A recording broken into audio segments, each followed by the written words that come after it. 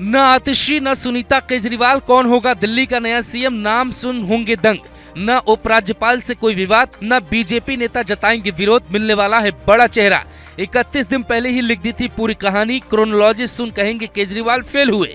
अरविंद केजरीवाल ने जब से कहा है मैं सीएम पद से इस्तीफा दे रहा हूं और सिसोदिया भी सीएम नहीं बनेंगे, दिल्ली में एक नई चर्चा छिड़ गई और हर कोई यही पूछ रहा है अगला सीएम कौन होगा। आतिशी के नाम की चर्चा है, लेकिन आतिशी के सीएम बनने की संभावना कम दिखती है, क्योंकि 15 अगस्त को जब केजरीवाल ने झंडा फहराने के लिए आतिशी को कहा था, तब उपराज्यपाल ने परमिशन नहीं दी थी और आतिशी को सीएम बनाया गया। तो फिर सौरभ भारद्वाज की नाराजगी बढ़ सकती है, क्योंकि दोनों का पार्टी में कद एक जैसा माना जाता है। ऐसे में आतिशी और सौरभ का पत्ता भी लगभग कटता हुआ नजर आ रहा है। फिर सवाल ये उठता है कि केजरीवाल के पास ऐसा कौन सा तुरुप का इक्का है जिसके भरोसे इन्होंने इस्तीफे का ऐलान कर दिया, और इस्तीफे का ऐलान करके केजरीवाल ने कोई चाल चली है या फिर किसी चाल में फंस गए हैं, ये भी समझने की कोशिश करते हैं। पर उससे पहले नए संभावित सीएम का नाम सुन लीजिए। कैलाश गहलोत हो सकते हैं दिल्ली के नए मुख्यमंत्री। नजफगढ़ से विधायक कैलाश गहलोत जाट समुदाय से आते हैं। हरियाणा चुनाव में केजरीवाल को इसका फायदा मिल सकता है। नजफगढ़ से विधायक गहलोत फिलहाल कैबिनेट मंत्री हैं।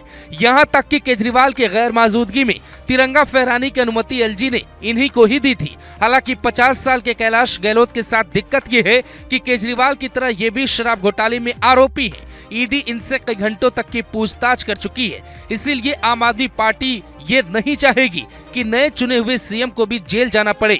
ऐसे में कैलाश गहलोत के अलावा जो दूसरा नाम सबसे ऊपर चल रहा है वो है गोपाल राय। सीएम पद के दूसरे बड़े दावेदार हो सकते हैं गोपाल राय। फिलहाल दिल्ली में पर्यावरण विभाग की जिम्मेदारी संभाल रहे हैं। केजरीवाल और सिसोदिया दोनों इन पर भरोसा जताते हैं, पर केजरीवाल को डर इस बात का है कि अगर गोपाल राय और कैलाश गहलोत बिहार के जीतन राम मांझी की तरह हो गए तो फिर क्या होगा। केजरीवाल चाहते हैं कि दिल्ली में मध्यवर्ती चुनाव हो, नवंबर में महाराष्ट्र के साथ ही यहाँ भी चुनाव करवाए जाए, लेकिन चुनाव आयोग आसानी से इस बात को स्वीकार नहीं करेगा। आज इस मंच से मैं मांग करता हूं कि ये चुनाव नवंबर में कराए जाएं, महाराष्ट्र के साथ कराए जाएं, तुरंत कराए जाएं चुनाव। और जब तक आपका फैसला नहीं आएगा तब तक मैं जिम्मेदारी नहीं संभालूंगा। और मैं जब तक चुनाव नहीं होते, मैंने जैसे बताया 2 दिन के बाद मैं अपना इस्तीफा दूंगा। जब तक चुनाव नहीं होते तब तक मेरी जगह आम आदमी पार्टी से कोई और मुख्यमंत्री बनेगा।